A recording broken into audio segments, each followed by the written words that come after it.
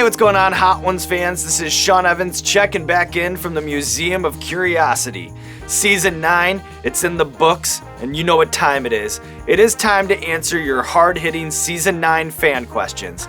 We reached out on Twitter, we reached out on Instagram, we reached out here on YouTube, and these are the questions the Spice Lords need answered. So without wasting any more time, Christopher, bring me the Burger Show hat with the fan questions. Here we go. Another round. From Contreras, 1337. Is your most underrated episode still Trick Daddy, or is there a new underdog?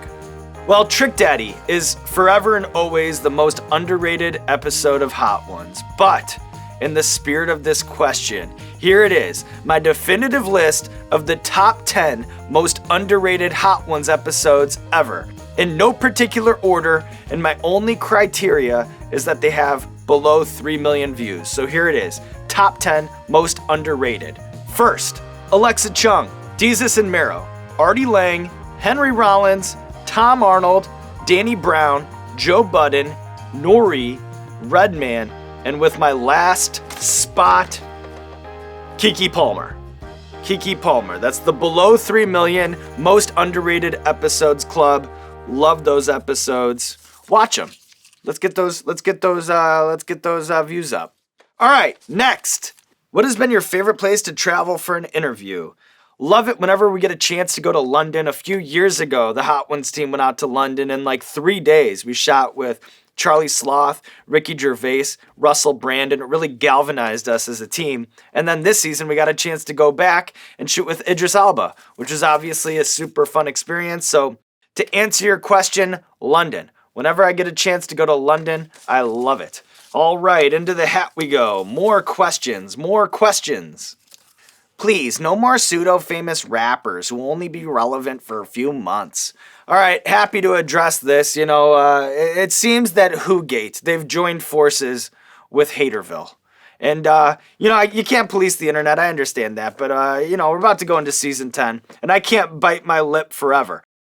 We've had the Jonas Brothers, Trevor Noah, Halle Berry, Aubrey Plaza, the Stranger Things kids, followed by Kristen Bell and Idris Elba and Stone Cold Steve Austin. And I was on Jimmy Fallon smoking out Selena Gomez and Jimmy. So that's like the past 12 weeks. And still our Instagram comments will be like, where are the guests? Or if you respond to that, they're like, yeah. Well, earlier this year, you had a rapper who I have never heard of. What the fuck? And at some point, I don't know. You just gotta be like, I don't know what to say. All right. What was your favorite 90s Nickelodeon cartoon? I was a big Doug guy. I was a big Rugrats guy. I was a big Ren and Stimpy guy. But you know what? As a kid born in '86, it's not always just about the cartoons with Nickelodeon. And no one asked, but here is my Mount Rushmore of Nickelodeon shows. You ready? All That, The Adventures of Pete and Pete, Guts, and Doug. Put it in stone. All right. Favorite video game of all time? I love these questions. Favorite video game, top 5, dead or alive? We gotta go Madden. We gotta go GoldenEye, we gotta go Twisted Metal, we gotta go Mario Kart, and we gotta go Grand Theft Auto. Video game top 5, dead or alive. All right, back in the hat we go. Who is your favorite guest this season and why? For me, personally, looking back, it was a fun one to shoot. It's hard not to fall in love with Idris Elba. And I'll tell you a funny Idris Elba story. We shot that episode in London, and I'm chilling in the lobby at the Four Seasons there in London. And it's a couple hours before the shoot, and I'm just going over my notes, doing all the pre-flight checks, are there any holes in the setup here? Any blind spots in the run of show? Just looking through it, combing, making sure. And then out of the corner of my eye, I see Idris Elba walking towards me. And I'm not one of the, I'm not going to be like, hey, Idris, I'm Sean from Hot Ones. I'll be interviewing you. You know, I let people live. I just let everybody live their life. So he's walking by, and I'm just kind of minding my business, and he stops, and I look, and he double takes at me, and he points right at me and goes, I'm ready.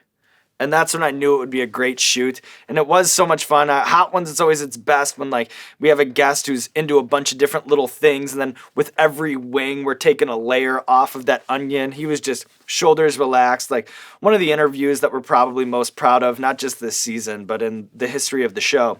Another fun fact is afterwards, we both got sauce in our eyes. I think the air conditioning was broken. It was like 150 degrees, just sweating bullets. And both of us afterwards were just boom, like that. And then he had to go to a premiere, and I had to go to a cold shower. And that is the Hot Ones post-game show with Idris Elba. Honorable mention, Stone Cold Steve Austin.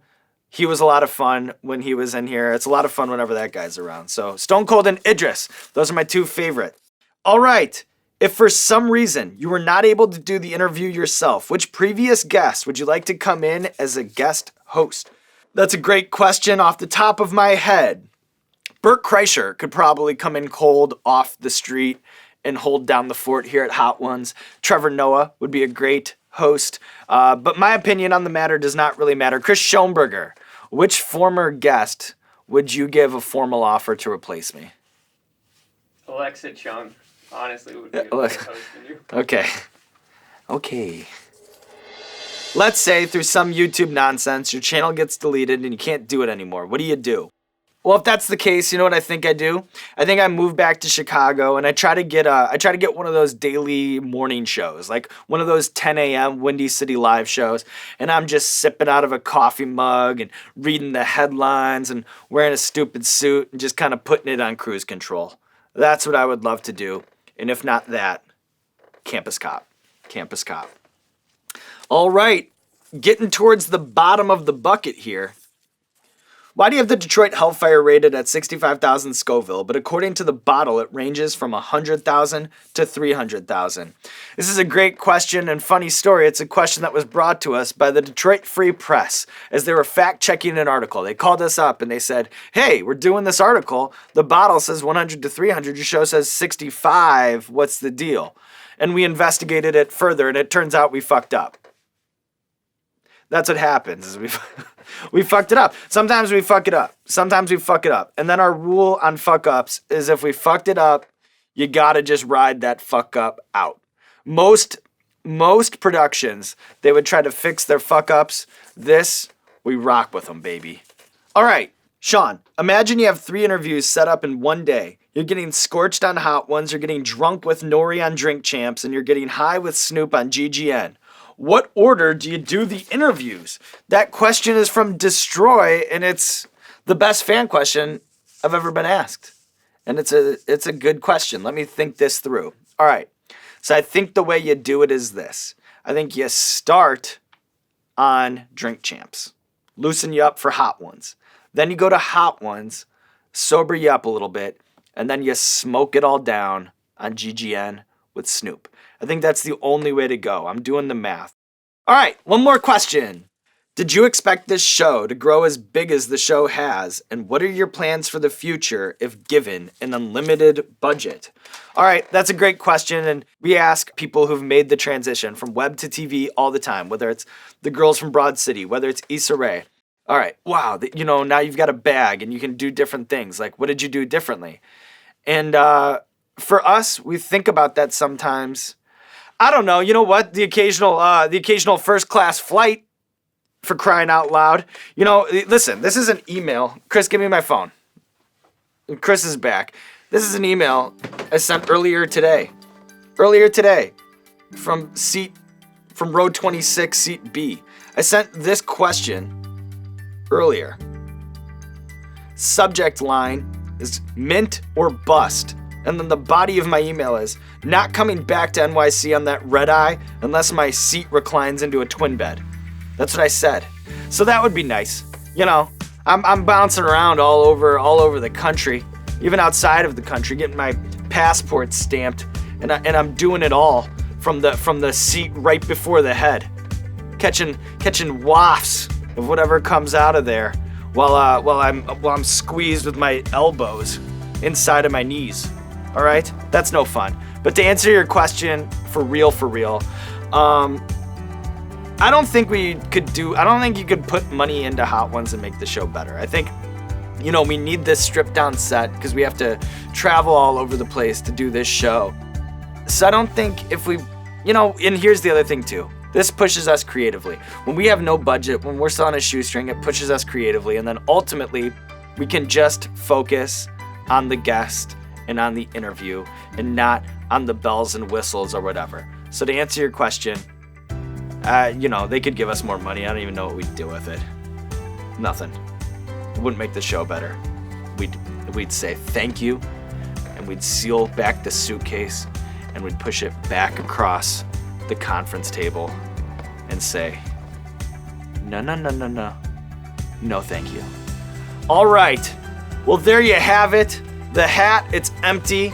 Thank you so much to the fans who submitted questions and have now rocked with us through seasons 1, 2, 3, 4, 5, 6, 7, 8, 9, and into 10 in the coming weeks. Between now and then, lots of surprises. Hot sauce reveal, a truth or dab, maybe a reunion episode, maybe some other special surprises. Only time will tell. Keep it locked to First We Feast, and season 10, it's just around the corner, baby. We'll see you then. Huh!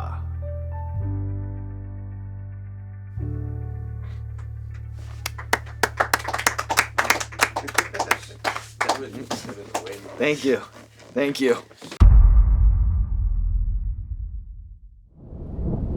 Hey, what's going on, Hot Ones fans? This is Sean Evans checking in with a very exciting hot sauce update. Our first ever collaborative sauce, it's here. 88 Rising, First We Feast, joining forces to make Dragon in the Clouds. You saw me, Joji, and Rich Brian mixing it up in the cauldron, yuzu from Japan, Szechuan peppercorn from China, and of course, your boy brought the heat. But don't worry, we got some professionals together to make sure this stuff is FDA approved, extremely limited, very quality, and something we're super proud of. If you want to get your hands on Dragon in the Clouds, visit 88nightmarket.com. That's 88nightmarket.com. Don't miss your chance. The dragon, it can fly away.